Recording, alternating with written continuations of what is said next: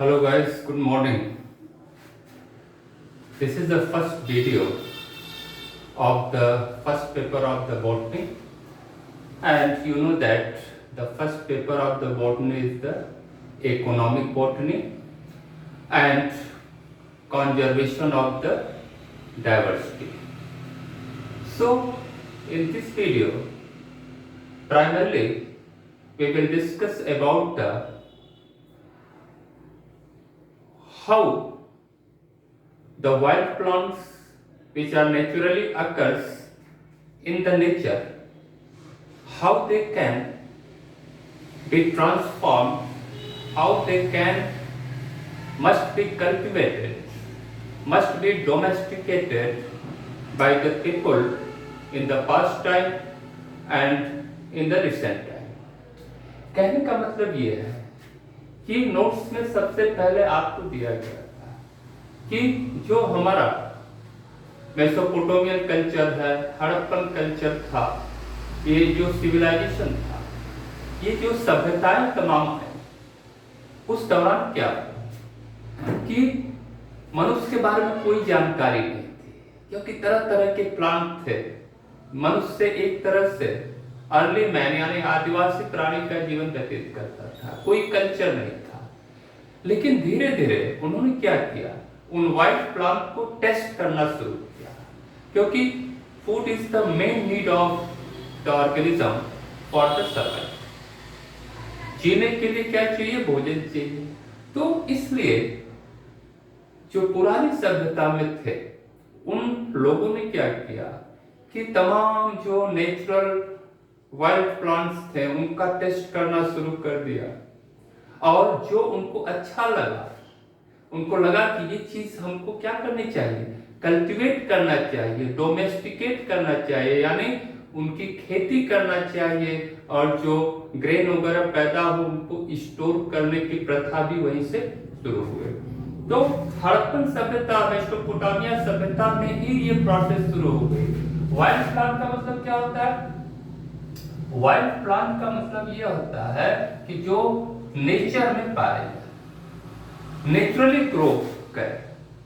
So there are many varieties of plants of species are present in the nature, but which plant is useful for the human being, which are not useful for the human being, it must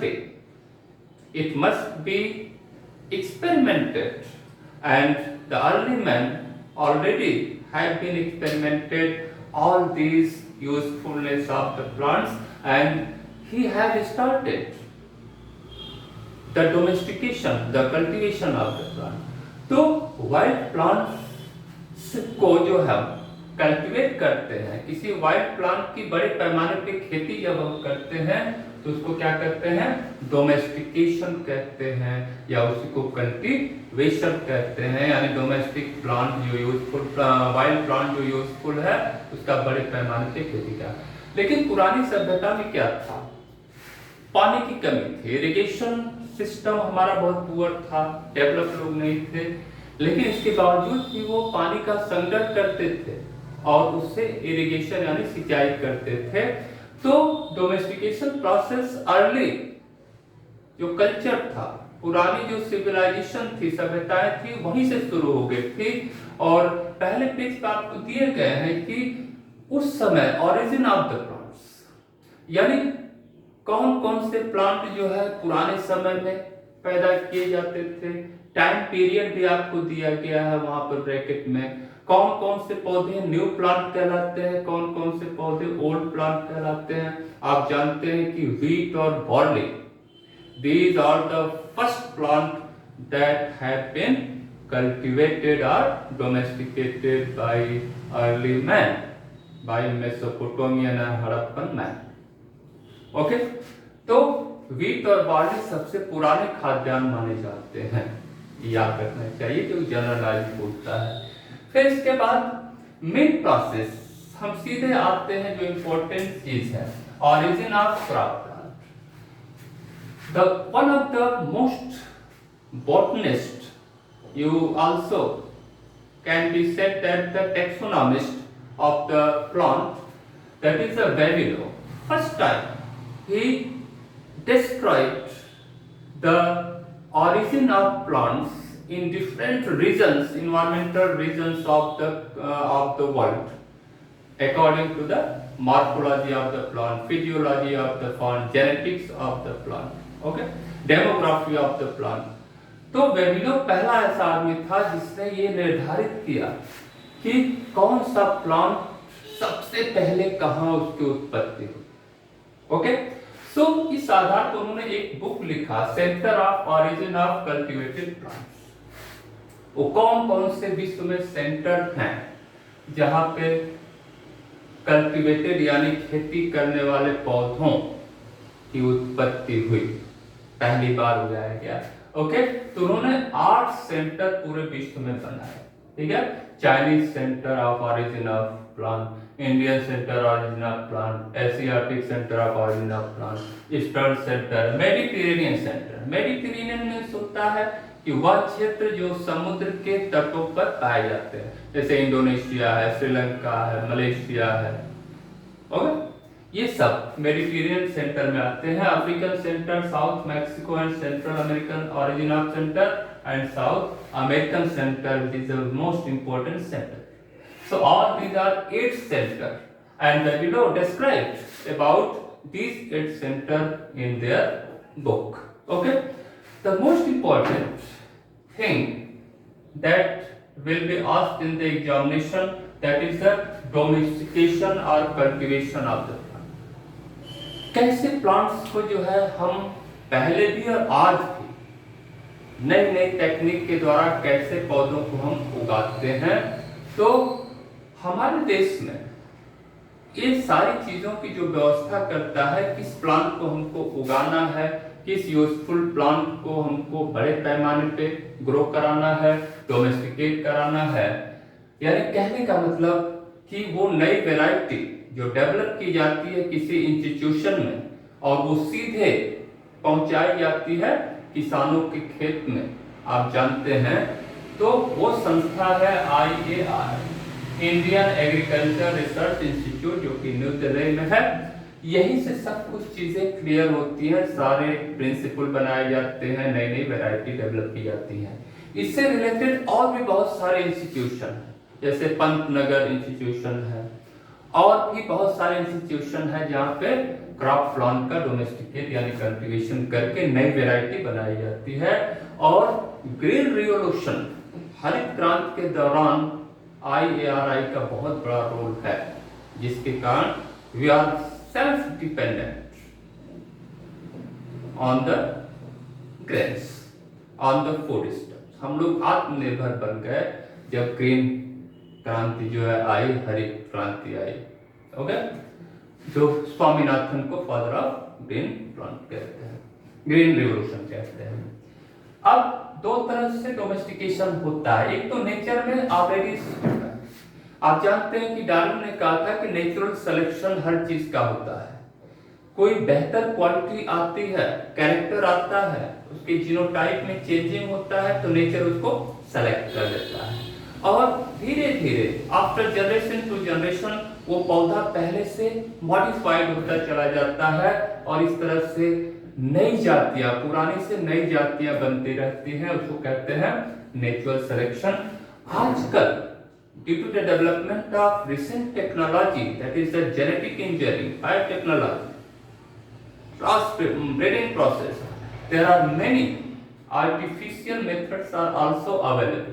तो artificial selection भी आजकल किया जा रहा है, और artificial selection हमेशा कैसे किया जाता है, useful plant which are useful for human being, और उनका कमर्शियल लेवल पे यानी व्यावसायिक स्तर पे कैसे उनको ज्यादा पैदा किया जाए।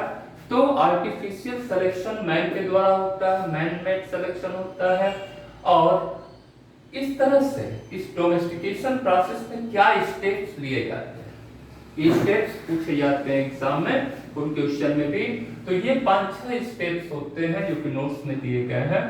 पहला सिलेक्शन, पहली प्रोसेस सिलेक्शन, कि जो पौधा आप सेलेक्ट कर रहे हैं उसमें क्या यूजफुल चीजें हैं, क्या यूजफुल कैरेक्टर है, क्या उसके फ्रूट साइज कैसे हैं, जो फ्रूट्स है उसमें न्यूट्रिएंट्स की मात्रा कम है या जाते हैं, जो फ्लावर का कलर है, different types of flower colour होता है, और कितना प्रोडक्शन है, यील्ड है, पैदावार उसकी बढ़ाने के लिए, और कितना डिजीज रेसिस्टेंट है, यानी रोग का उस पर कोई प्रभाव नहीं पड़ रहा है, और इसके अलावा पानी कम से कम उस पौधे को चाहिए, इरिगेशन की जो व्यवस्था है। तो ये सब यूजफुल कैरेक्टर हैं। तो उसमें सबसे पहले सिलेक्शन किया जाता है, ठीक है। सिलेक्शन दो कैटेगरी होती है, मास सिलेक्शन, प्योर लाइन सिलेक्शन। मास सिलेक्शन का मतलब अधिक मात्रा में।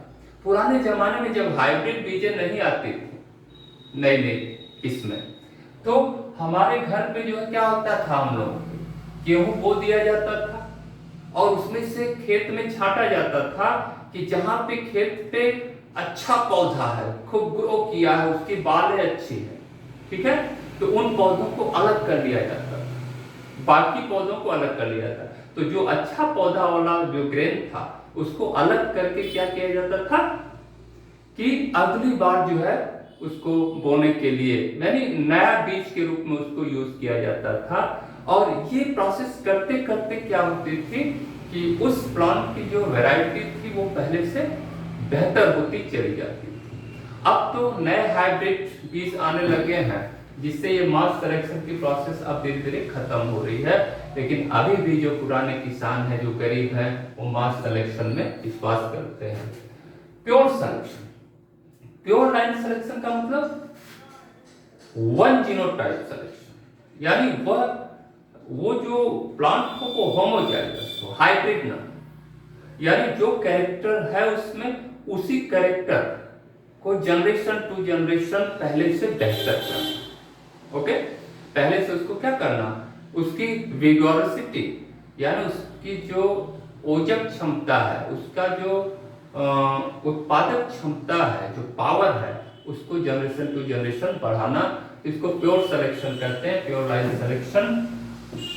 दूसरा हाइब्रिडाइजेशन। आप हाइब्रिडाइजेशन के बारे में, मेंडल के बारे में जानते हैं कि पहली बार मेंडल ने इस चीज को बताया था। तो हम पहले सेलेक्ट करते हैं दो प्लांट को किसी कैरेक्टर के आधार पर। क्या कैरेक्टर? प्रोडक्टिविटी ज्यादा है, कलर उसका कैसा है, उसमें न्यूट्रिएंट्स कितने जाते हैं, इरिगेशन की समस्या कम हो, पानी कम लेता हो, और डिजीज रेसिस्टेंट हो।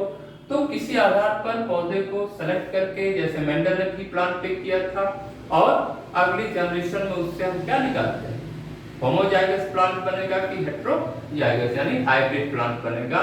तो आजकल हाइब्रिडाइजेशन के द्वारा नए नए हाइब्रिड बीज आजकल कोई जा, ठीक है, और ये तकनीक मेंडल ने डेवलप किया था।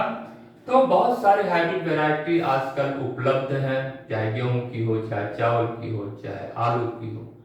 This is due to the hybridization. Breeding. Breeding is similar to the hybridization, but in breeding we prepare, we develop a very vigor variety. यानी हाइब्रिडाइजेशन से भी ज्यादा बेहतर कैरेक्टर हमको चूज करना है प्लांट में, तो उसके लिए हम लोग क्या करते हैं, ब्रीडिंग करते हैं। और जो आदमी ब्रीडिंग के द्वारा नई वैरायटी डेवलप करते हैं उनको प्लांट ब्रीडर कहते हैं। क्या कहते हैं? Plant breeder. और अगर एनिमल डेवलप कर रहा है तो उसको एनिमल ब्रीडर कहते हैं, पादप प्रजनक कहते हैं। तो प्लांट ब्रीडर्स आजकल, जैसे पंतनगर एग्रीकल्चर इंस्टीट्यूट है, वहां से बहुत सारे हाइब्रिड बीजें बनाई जाती हैं, इसके द्वारा, ब्रीडिंग के द्वारा, ठीक है। इंड्यूस्ड म्यूटेशन आजकल सबसे इंपॉर्टेंट है। सोना है, सोनालिका है, धान की बहुत सारी वैरायटी है, गेहूं की वैरायटी है, जो हेक्साप्लॉइड है, टेट्राप्लॉइड है, सॉफ्ट व्हीट है, हार्ड व्हीट है, जिनको खाने में काफी जो डाइजेस्टिबल होता है। तो आजकल म्यूटेशन के थ्रू, आप जानते हैं केमिकल म्यूटेशंस होते हैं, और सेकेंड ईयर में पढ़े होंगे, और रेडिएशंस होती हैं, X rays, gamma rays, ultraviolet rays, chemicals है तमाम, EMS है, कोल्चिसिन है, नाइट्रस ऑक्साइड है। So a lot of mutagens are present and these mutagens induced, प्रेरित करते हैं उस प्लांट में क्या, म्यूटेशन, यानी उनके जीन में चेंज कर देते हैं, जिससे कैरेक्टर भी चेंज हो जाता है और इस तरह से नई नई वैरायटी जो है डेवलप की गई और इंड्यूस्ड म्यूटेशन के द्वारा आज के परिवेश में बहुत ज्यादा नई वैरायटी डेवलप की जाती है। नोट्स में आपके एग्जाम्पल दिया गया है कि कौन सी वैरायटी डेवलप इस तरह से की जाती है, ठीक है। और टिश्यू कल्चर ये रिसेंट मेथड है असेक्सुअल रिप्रोडक्शन की। टिश्यू कल्चर में क्या होता है, किसी प्लांट का एक्सप्लांट ले लिया जाता है, यानी एक सेल या टिश्यू ले लिया जाता है उसके ग्रोइंग पोर्शन का, एपिकल मेरिस्टेम का। क्यों? क्योंकि एपिकल मेरिस्टेम में सेल डिवीजन की क्षमता ज्यादा होती है, तो एक पर्टनरी या वॉच ग्लास में ले लिया जाता है और उसमें उसको न्यूट्रिशन मीडियम में डाला जाता है, कल्चर मीडियम में, जिसमें ऑक्सीजन और जिब्रेलिन हार्मोन वगैरह सब होता है, अगर होता है। तो उस कल्चर मीडियम में सेल क्या करती है, डिवाइड करती है, जिससे कैलस फॉर्मेशन होता है। What is the callus? Mass of cells. और फिर उस कैलस से डेवलप होकर के नए प्लांटलेट्स बनते हैं, नए पौधे बनते हैं और फिर उन प्लांट्स को जो है ग्रीन हाउस में रखा जाता है ताकि वो रेसिस्टेंट हो जाए, फिर वहां से निकाल करके उनको खेतों में बोया जाता है। तो आजकल टिश्यू कल्चर बहुत शॉर्ट मेथड होती है और ये असेक्सुअल रिप्रोडक्शन की मेथड मानी जाती है। हालांकि बहुत सारे एंजियोस्पर्मिक प्लांट में ये मेथड यूज की जाती है। और छठवां है जेनेटिक इंजीनियरिंग। हालांकि नोट्स में नहीं दिया गया है, बट जेनेटिक इंजीनियरिंग के द्वारा यानी जीन ट्रांसफर करके, टिश्यू कल्चर के दौरान हम चाहे तो जीन भी ट्रांसफर कर सकते हैं उस कैलस सेल में, जिससे जो प्लांट बनेगा वो जो जीन हमने डाला है, मान लीजिए वो डिजीज रेसिस्टेंट का जीन है किसी बैक्टीरिया वायरस के तहत, या किसी न्यूट्रिएंट्स को बढ़ाने वाला जीन है, ठीक है, तो वो कैरेक्टर ऑलरेडी उस सेल में चला जाएगा और उस सेल से जो नया प्लांट बनेगा उसमें वो कैरेक्टर आ जाएगा, यानी वो पौधा जो है हाईली न्यूट्रिटिव हो जाएगा, पैदावार उसकी बढ़ जाएगी, सेब फ्रूट का बढ़ जाएगा। तो जेनेटिक इंजीनियरिंग के द्वारा जीन ट्रांसफर करके जो है हम नई वैरायटी बना रहे हैं। आजकल इसका उपयोग बहुत ज्यादा किया जाता है। So all this are already indicated in your notes book, but we have easily discuss about it. तो ये सारी चीजें जो है पढ़ लीजिएगा क्योंकि ये काफी इंपॉर्टेंट है, एग्जाम में पूछा जाता है। Okay, thank you.